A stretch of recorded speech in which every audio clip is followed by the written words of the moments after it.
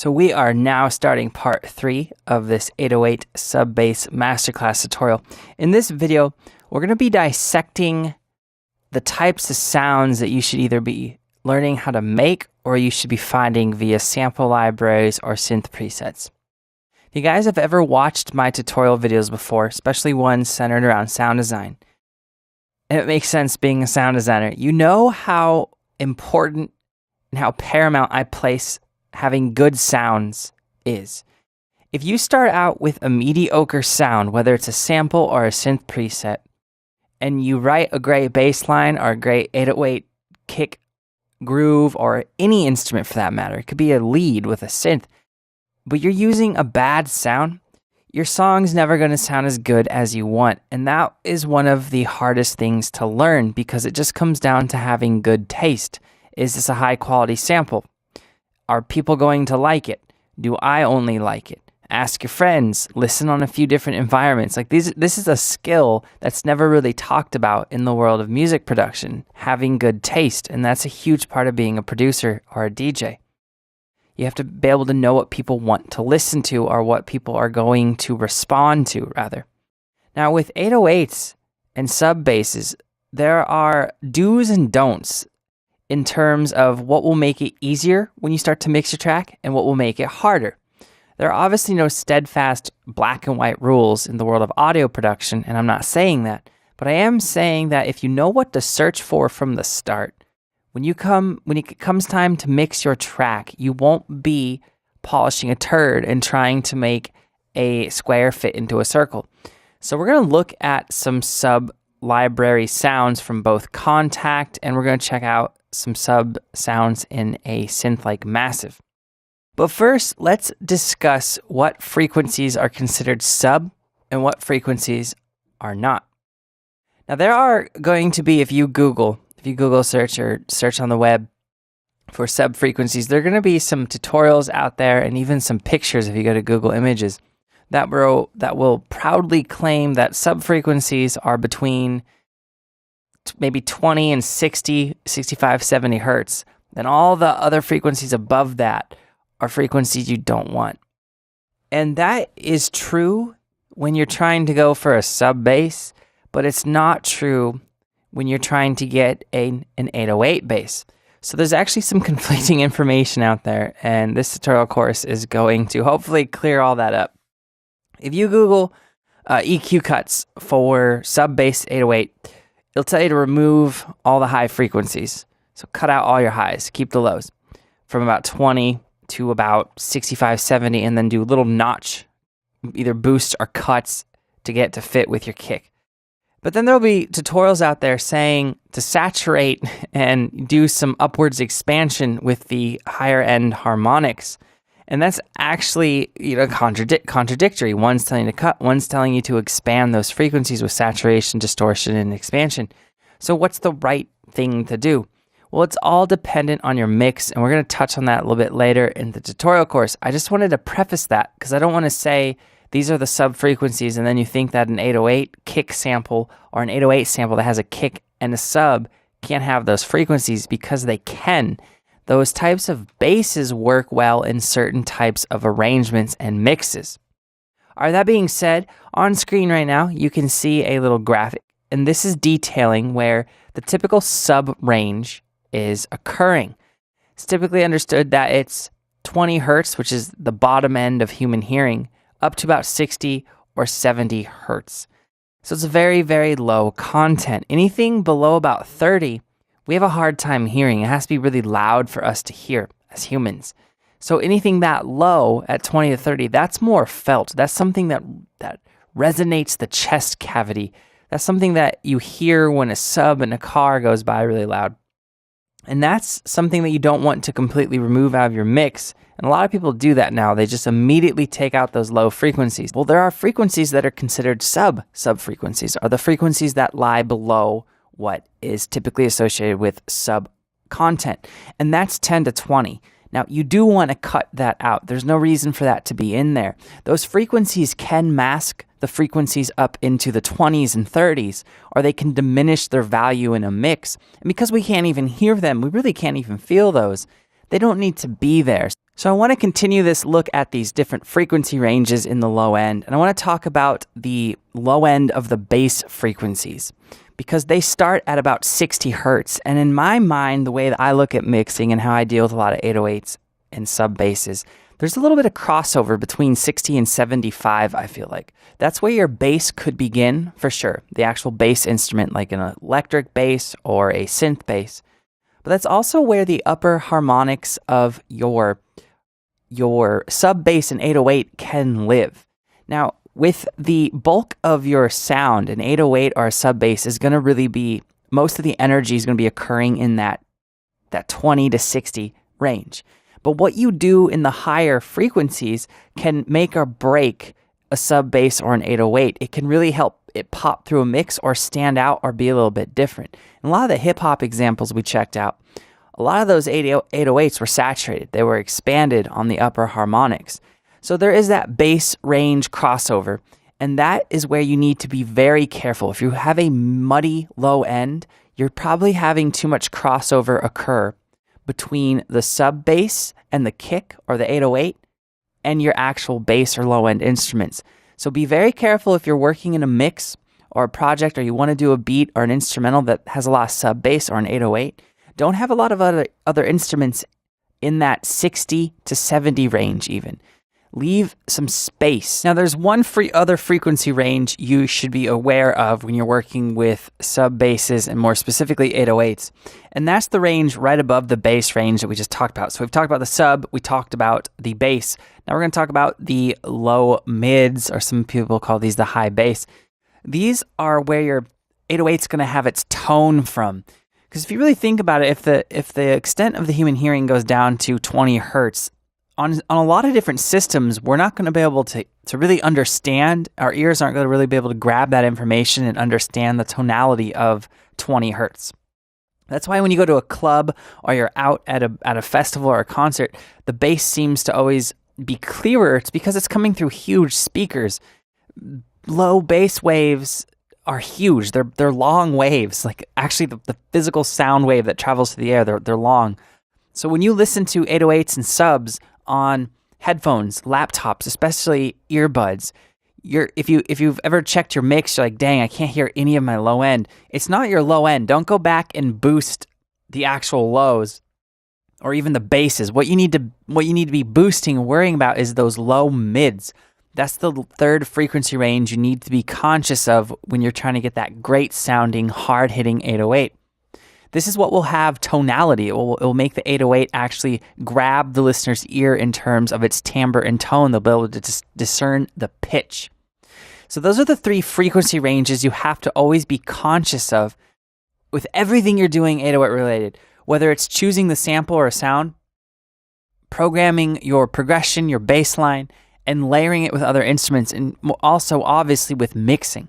If you don't keep those three elements in mind at all times, your 808 you can run into problems where you go far enough down the road where you've got your drum track, you got your 808 track, you got some instruments, and you realize it's just not going to work. Then you have to go backwards, which can be really hard to do. So now that we've gone through and we've discussed the different frequency ranges that we need to be aware of, we're going to start to look at the difference between 808s and sub basses. So let's pull up a synthesizer like Native Instruments Massive, and I'm going to show you what the building block of all 808 and sub bass is. And that's really just a sine wave. So if we go to our first oscillator here in Massive and I change it to a wavetable that has a sine element to the wavetable, or cycles to that wavetable, I'm going to put it all the way on sine right now. And now we have just a clean sine wave. If I pitch this down typically 2 octaves, that's your general starting point for most subs and 808s if you're working out from a synth. This is going to be a big sub bass now. Okay, and we're going to compare what I'm playing with that frequency range we discussed earlier. So if I play a C, okay, that highest range right there when I'm playing a C3 is 64 hertz, right? So that's still in that sub world. If I play a C below it, that's at 32.3 hertz. And that obviously is in the sub range. So if I pitch my octave down here, and I go down even further,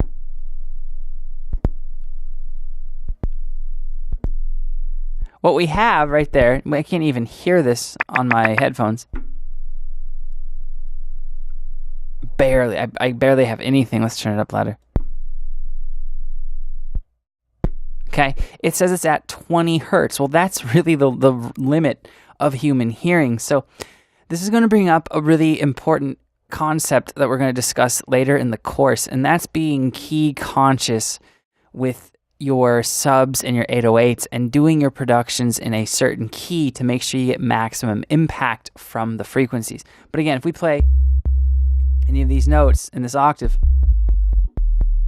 we're in that sub-bass range. So that's how you're going to do it in a synth like Massive. Let's look at how you would do it in another type of synth. I'll show you a couple synths. And so you get the idea. And we're going to pull up Silent right now. And the same idea is going to be applicable here. You're going to load up an oscillator, and you're going to change your wave to, wow, they actually updated it. What I'm going to do here is I'm going to change this to a sine wave. And let's actually, before we do that, let's do preset. We will do clear, sine wave, pitch this 2 octaves down. See, now we're in that same range that Massive was in. We're in that sub frequency range. So that is what a sub bass is. All a sub bass is basically a sine wave that's going to be hitting those frequencies. Now, if you're asking why is it typically a sine wave as opposed to a saw wave, well, I'll show you in a synth like Silent right now. We're going to keep the octave pitched down to -2, and I'm going to pull up a saw wave. Let's play that at the same pitch. All right, so it's a really buzzy tone, right? There's hertz in the 30s, but in the bulk of it, the highest is at 33, but there's all this information there. Now you could filter that out. We could load up a low pass filter here.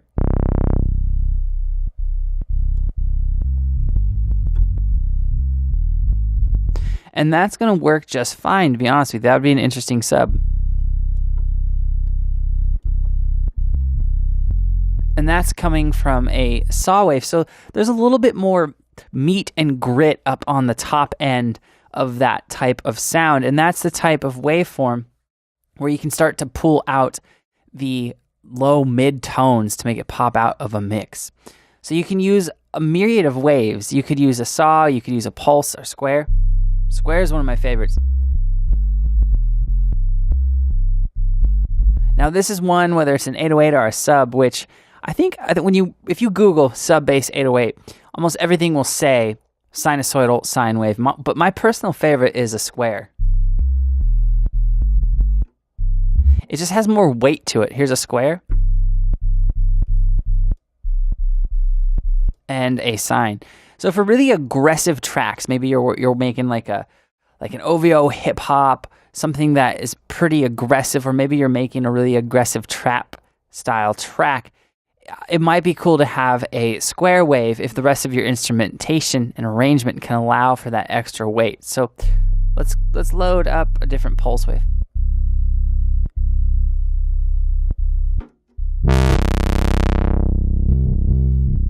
So what we're doing is we're just filtering out all of the frequencies above that sub range and that bass range.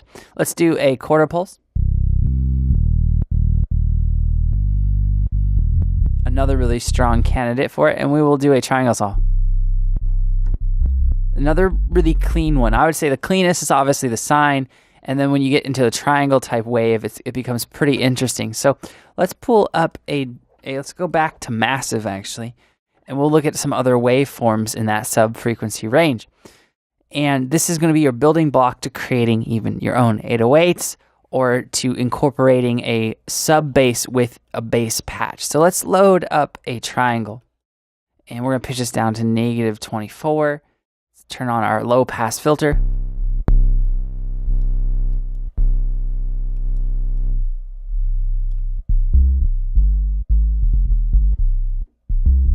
All right, there's a triangle and there's a sine. There is a difference.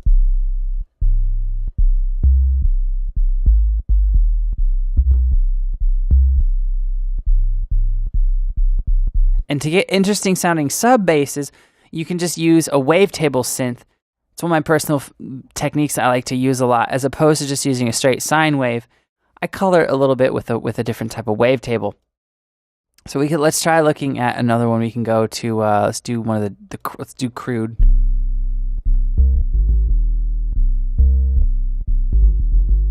Another really strong candidate for a sub bass. So really any wavetable with the proper frequency reduction using the cutoff can become a sub bass. If we pull up the Vengeance scope again.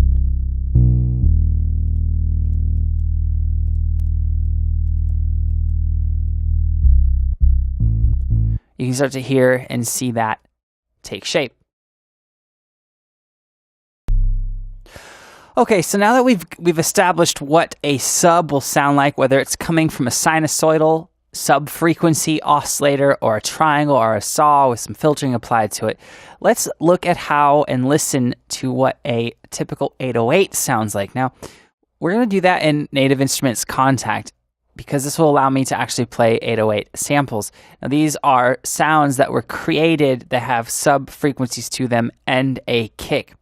Now, the reason I'm showing you in this is because I made this library, so I'm highly familiar with the sounds in it. Also, I can go under the hood and show you what's going on behind the scenes, which would be pretty cool. So let's listen to this first one real quick.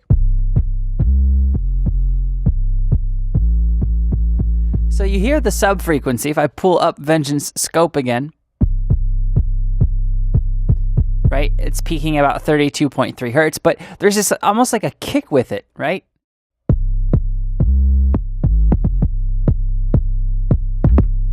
Now, that is the 808 sound. Remember in the previous video, we discussed that on the Roland TR 808 drum machine, that it was a kick sound layered with a sub. Well, this is the evolution of the 808. Now, if we go to the actual wave editor here for this sample that I created, you can actually see the kick happen. So you can see that this specific wave isn't actually a pure sine wave. It's not a clean sinusoidal wave. It's sinusoidal, but there's a little bit of bump here and there. So it actually, because this is why I'm using this library as an example, because I made the sounds, I know that this one was slightly coming from a triangle wave. But you can see this whole section right there, that first section, this is the kick sound. And it's not much of a kick. It's not like you can really audibly, or typically you can audibly hear the kick as a separate sound. It's usually part of the sound.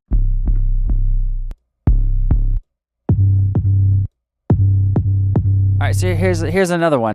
There's the kick. Clearly you hear the kick sound.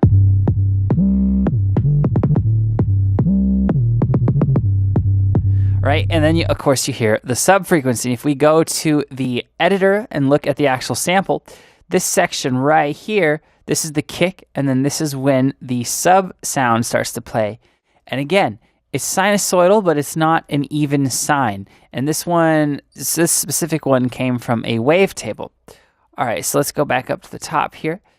So that's going to be what a typical 808 is going to sound like. You're going to have a kick layered in with it.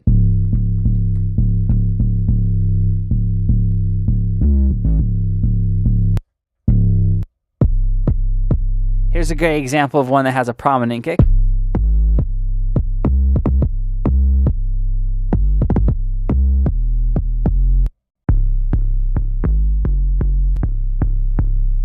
So yeah, we'll go through more of these 808 sounds when we're going through the mix process and the arrangement, but that's the general idea of the key difference between an 808 and a sub. Now, one last thing I want to touch on. Typical subs are going to be really clean sounding because they're just a filtered out saw wave or they're a sine wave pitched really low. Right? If we go back to Silent as an example, let's pull up a sine wave. All right, so here's a sub. Now, one of the key differences is usually sub basses are fairly clean. You might saturate them a little bit to give some of the upper frequencies some more push and pull. But 808s typically are going to be, or they can be, depending on the genre of music you're doing, they're a little bit more aggressive. So if we listen to this sound,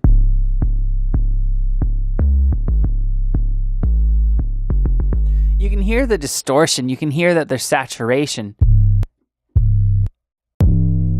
It's not just a sub frequency tone. Now there is obviously the sub-frequency tone, but if we go to scope and we look while we listen, that's the sub bass. Here's the 808. Now for genres like hip hop and trap, that can really help it kind of jump out and stick out through the mix, especially in a busy drop section in a genre of trap. Just having something that has a little bit more weight to the upper frequencies and even the low mids is really going to make your 808 pop out more.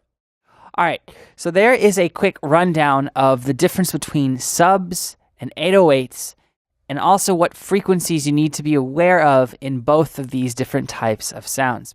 In the next video, we're going to be going over sound design and sound choice. I'll see you there.